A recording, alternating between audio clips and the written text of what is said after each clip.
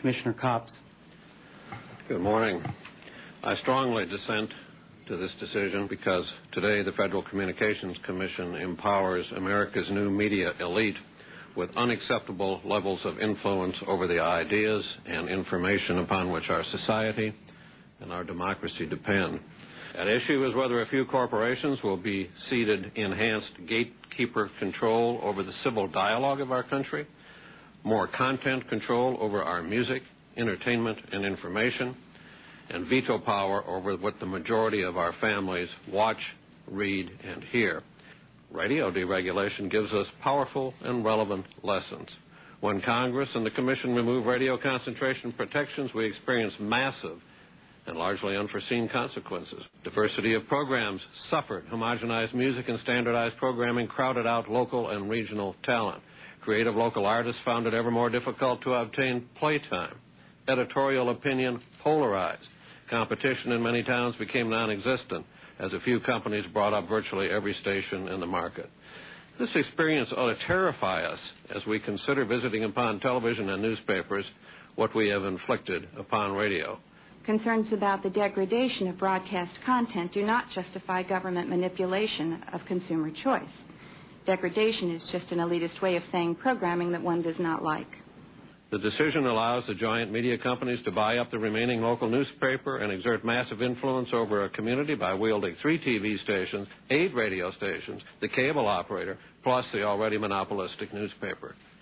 The decision further allows the already massive television networks to buy up even more local TV stations so that they could control up to an unbelievable 80 or 90% of the national television audience. Where are the blessings of localism, diversity, and competition? I see centralization, not localism. I see uniformity, not diversity. I see monopoly and oligopoly, not competition. It would be anathema to the First Amendment to regulate media ownership in an effort to steer consumers towards other programming. 90% of the top cable channels are owned by the same giants that own the TV networks and the cable systems. More channels are great, but when they're all owned by the same people, cable doesn't advance localism, editorial diversity, and competition. And those who believe the Internet alone will save us from this fate should realize that the dominating Internet news sources are controlled by the same media giants who control radio, TV, newspapers, and cable. I refuse to pour 1 ounce of cement to support a structure that dictates to the American people what they should watch, listen to, or think.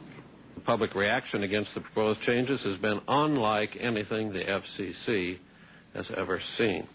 Of the nearly 750,000 comments we have received, nearly all oppose increased media consolidation, over 99.9%.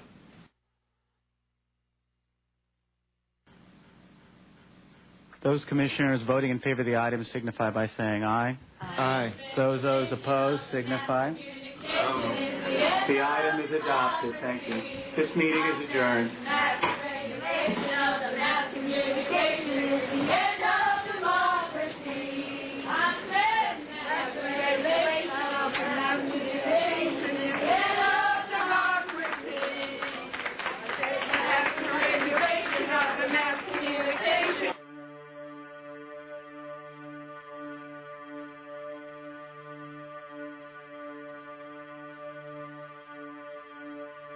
The list of well-recognized people and organizations who oppose all or part of the FCC's media ownership rules is one of the strangest lists of strange bedfellows you'll ever hear. Opponents include Walter Cronkite, William Safire, the National Rifle Association, the U.S. Conference of Catholic Bishops, the National Organization for Women, Senator Jesse Helms. Theoretically, deregulation is good, but it's not always the right way to go. In the shadow of the largest corporate scandals in the history of this country, the last thing we need is to have regulators with no teeth. I believe it appears to me so evident that the big interests were served here at the expense of the public interest. Would you not agree with me that today those who most aggressively celebrate your decision are the biggest economic interests in broadcasting in this country? Are they not the ones that are celebrating your decision? I have no idea who's celebrating our decision. You really don't? Are you kidding me? You say they're modest changes. Clearly they're not modest changes when in nearly 200 cities, newspapers will be able to buy the television station. You say that it'll promote more competition. Nonsense. The evidence suggests that is simply not the case. You say that there will be few mergers and acquisitions. Of course, that stands logic on its head. And you say the court made us do it. The court didn't make you do it. I mean, this is the old joke in the movie, who are you going to believe, me or your own eyes? Commissioner Abernathy, you said that we were acting out of irrational fear instead of hard facts with respect to the issue of consolidation. Is there any evidence that you see with respect to consolidation, particularly with respect to radio in recent years, and also television, that would suggest we have an irrational fear of consolidation? What you have to balance here is you have to balance the First Amendment rights of the licensees against the rights of all the public to have diversity, localism, and competition.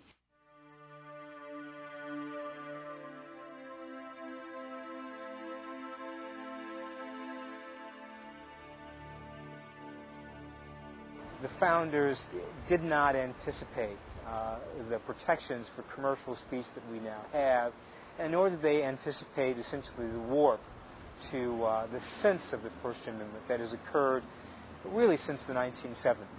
We have to revisit the terms. What did they mean? What were they talking about? They can't possibly have meant that there should be free speech rights for transnational corporations, because there weren't any back in the 18th century. They didn't exist. They weren't thinking of that. They were thinking of the citizens of the democracy. Citizens have First Amendment rights to a diversity of antagonistic views. Media reform is something that is absolutely crucial. It is the primary issue. It is the most important thing. Nothing is more important, because if we don't have a media system that we can use to get our word out, whatever our word may be, if there is not a viable democratic media system for getting that word out, forget it. You know, we're screwed. We're completely screwed. We need antitrust activity, okay? And that's a complicated thing, and it will require that we rethink the very basis of antitrust law, which at the moment is all economistic. We have to understand that the real reasons why we particularly need to look at antitrust in the realm of media industries is not for business reasons, not for economic reasons primarily, but because the content, the crucial content of the news is completely distorted by large commercial interests.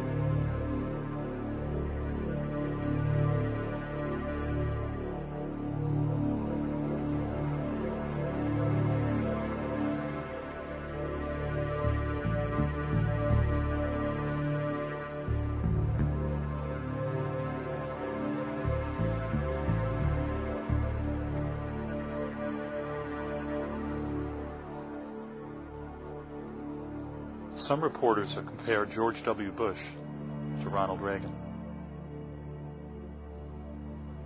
I reflected back on the Post interview from 1980 and about the hostages.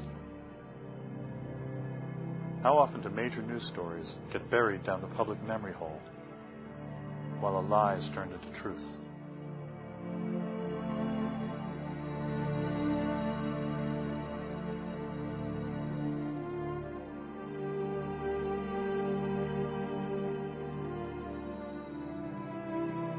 There's a window of opportunity now. Most governments, most countries have not figured out how to limit access to the internet, and they've not figured out, and powerful companies have not figured out how to block information that is inconvenient or unfriendly to them or that they don't like off of the internet, at least in this brief window that we have before they all figure it out.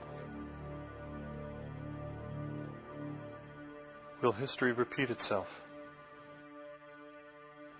Will the public find out about the threats of the internet before it's too late?